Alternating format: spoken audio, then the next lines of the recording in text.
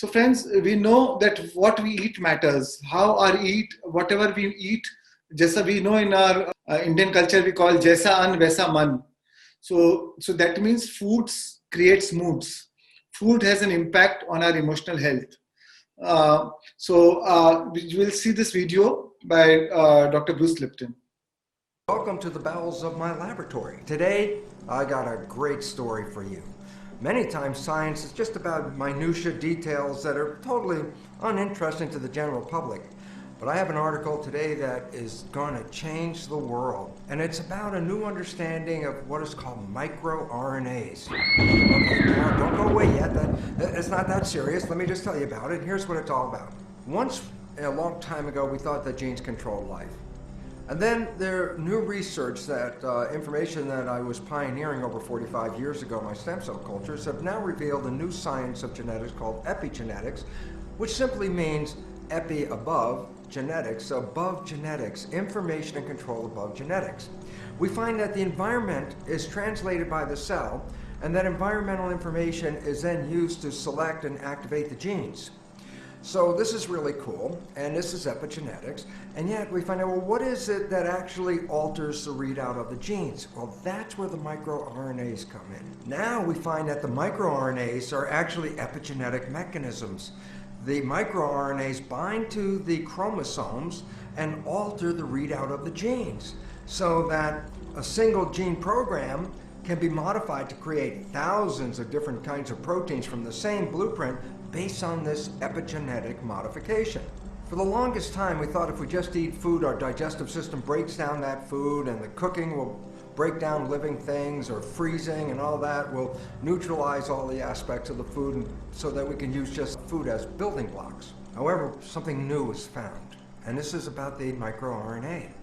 It turns out that the microRNA molecules in the food we eat is picked up by our digestive system and transferred to our own cells and regulates our own genetics. So all of a sudden the concept of what you eat, you become, actually has a scientific foundation to it. It says that we alter our own genetic readout by the food we eat. This study by Valchereau and Choupeau, we're studying the uptake of microRNAs from rice in diets of an Asian diet. And what they found was that the microRNAs were not broken down in the digestive system. They were picked up intact from the food, transported across the wall of the gut, and then they enter the blood of our biology, our body. Well, this becomes really, really relevant in a world where we are now playing with genetically modified foods, because we're going to be picking up epigenetic microRNAs that we have no knowledge about, that have never really been in our diet or on our planet before. What is the consequence of altering our genetics with unknown microRNAs? Well, we're soon going to find out about that. And here's a very important point about the microRNAs. No matter if you cook the food, you freeze the food, the microRNAs are very small molecules and very stable. And these molecules don't break down, so that you always are getting active genetic regulating molecules from the food you eat. Good idea now to think about, what are you eating? And the whole concept really says, for the better world and the better of humanity and the better health for yourself, we must return back to more natural foods, eating organic foods whenever possible, eating foods that are not grown in petrochemical environments, because those chemical informations from the petrochemicals alter the genetic readout, which in turn alters the microRNAs. The food you eat has a profound influence on your biology, your genetics, and your health. And now we find that this is not just an idea like, oh, I really think that happens. Now it's a scientific fact. We know that information molecules from food are picked up by our digestive system, and those molecules enter our bloodstream and then subsequently affect our genetics. With that awareness, think before you eat. Eat carefully. Take care of yourself. Return to the more natural foods, because this is the food that created humanity and the health that we all aspire to. Thank you. So friends, we saw that the food we eat, no matter whether we cook it or freeze it or whatever, the microRNAs are very stable molecules which still remain with the food. And and that is being through our bloodstream. It is still transformed through our digestive system. It is transformed to our blood, and then it gives expression to our genes. It gives a genetic expression. So that's why food has an impact on our emotions. That's why it's called Jaisa An Vaisa Man. Foods creates moods. And I'll share another video of how from how so many times we are used to animal-based diet, and how these animals are being reared, or how they are being farmed. In fact, we call I wonder why we call it farm, but now we think it is a commodity, and that's why we call it, we are animal farming. So how they are being reared, how they are being grown up eventually, so that they can be put to your food plate. So before they are put on your food plate, on our food plate, just see what are the emotions which they go through while they are being reared, while they are being farmed in the animal farms, or the so we'll just see it. And while you see it, I only want you to keep an awareness of what must be the emotions they must be going through, the way they are being. So this is just a short 1-minute video. I've compressed the video. I've muted the volume so that it doesn't, so that it's easy for you to take it. It's really depressing, but I still wanted you to share with you for our awareness. Yeah. So just think of what are the emotions they must be going through while they are being farmed like this.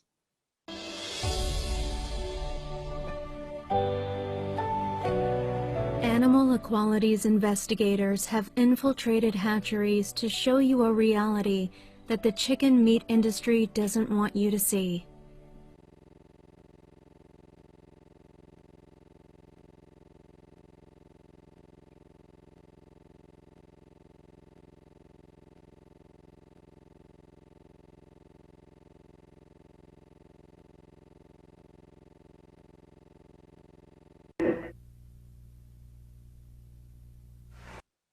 Confined to tiny stalls that don't even allow mother pigs to turn around for most of their pregnancy, the first time that these animals will breathe fresh air is when they are on the back of a truck headed for the slaughterhouse.